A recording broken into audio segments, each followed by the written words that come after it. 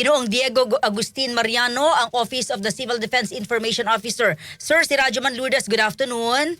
Yes po, magandang hapon po at magandang hapon din po sa ating mga taga-subaybay. 3:43 ng hapon, ano po yung mga pinaka-latest na tally or datas na hawak niyo po? Number 1, sa mga nasawi, missing, nasaktan na sugatan sa habagat, bagyo, at nagdaang sama ng panahon, sir. Opo, as of the latest report po natin, nagtala po ang bagyong Luis, Maymay at nitong hanging habagat ng 21 na namatay po, 4 na nawawala at 15 na nasaktan po, no? So sa 15 po yan, yan po ay nasa Benguet at Rizal din po, no? Then and Batangas po. Then Yes, sir? opo. Sir, tama ho, 21, umakyat na. Opo, tama po. 21 sa Benguet, Rizal at Batangas po galing yung ating mga nasawi po. Sa missing naman po is galing din po sa Benguet at Batangas po. And then sa mga injured naman po is nasa Ilocos, Benguet, Rizal at Cavite po. Okay, saan po may pinakamaraming casualties nasawi, sir? Kung sa mga nasawi po, ang pinakamarami po ay sa may Benguet, kung saan yung meron po sa puro landslide po yung pinaka-cause of death po ng karamihan po. Oo. Magkano na po ang latest na data kung magkano po ang damage sa agri at infra? Para po sa damage, nakapagtala po ng 1.46 billion worth of damage po sa ating infrastruktura. At pagdating naman po sa agricultural damage po, is nasa 197 million worth of damage po. Okay, ito po ay tataas pa, sir, no? As of this moment, lahat po ba ng inyong mga local offices nakakapagbigay na po ng report? Ay maaring tumaas pa po or pwede pa po ma-maintain, pero yung mga reports po is Pumasok patuloy na. pa rin po, dumadating pa rin po. Oo. May mga lugar pa ho bang unpassable or hindi po mapuntahan?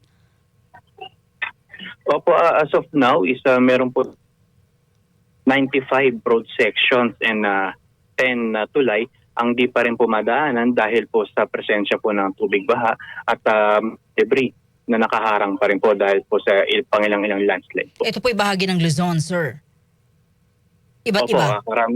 karamihan po dyan is nasa Luzon area po at especially dyan po sa mga ibang Cordillera area dahil po sa mountainous terrain po nila. Oo. Sir, wala ho bang reported na until today walang kuryente or walang komunikasyon? As of now po, meron po nag-report na 20 na areas or cities and municipalities na nagkakaroon po sila ng interruption sa kanilang supply ng kuryente at 2 area naman po na nag-report po ng interruption sa supply ng kailang tubig. Pero sa komunikasyon naman po, wala pa naman pong nag-report ng interruption or pagkawala po ng connection po sa komunikasyon. Oo. Sir, ano ba yung impact kung ganito kataas yung nasawi, no, sa habagat? Ay, hindi pa rin ho ba gising yung marami sa ating mga kababayan kapag sinabing evacuate, kapag sinabing likas? Opo, kung nakikita na po namin, ang mga ganitong sitwasyon po is medyo isolated lamang po. Dahil pag karamihan naman po, pag sinabihan naman pong lumikas, is sumusunod naman po, no? Bibihira na lang po yung mga ganito na medyo naiwan dahil sa iba't ibang kadahilanan, kasama na po dito yung kanilang kabuhayan, no? Kaya hindi basta-basta sila nakakalis. Pero bagamat man yan, is marami pa rin po ang sumusunod at marami pa rin po ang lumilikas kapag sinabihan naman po ng ating mga otoridad. How about the local government? Base ho sa pagtala ng OCD, okay naman ang pag-handle ng local government sa mga ganitong sitwasyon? Opo, as of now po, okay naman po ang pag-handle nila. Sa katunayan nga po, hindi naman po sila ganong nangihingi ng tulong mula po sa national government. At kami na lang po from the national government is proactively nag-augment na lang po sa kanilang mga assistance at response na binibigay po dito sa kanilang mga kababayan. Sir, po. last na lang po, alam ko nagmamadali kayo. Lahat ho ba nung mga naiulat na namatay ay confirmed na sa 21 or may mga hindi po kayo isinama kasi you are still verifying kung ito po ay konektado sa bagyo or sa habagat? Opo, patuloy naman po nating bine-verify at bine-validate lahat po ng data na nandito po itong 21 dahil maaari pa po itong matanggal o mabawas so due to the continuous validation po, or pwede rin po pong madagdagan once na iba pong report ay dumating pa po. Ano pong dapat gamitin ng media? PNP, OCD, and DRUMC?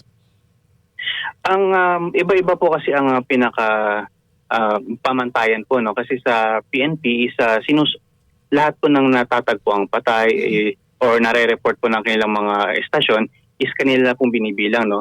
Sa NDRMC naman po kasi ang pag nagbilang po kami ng casualties is sinisiguro po namin na may Connected.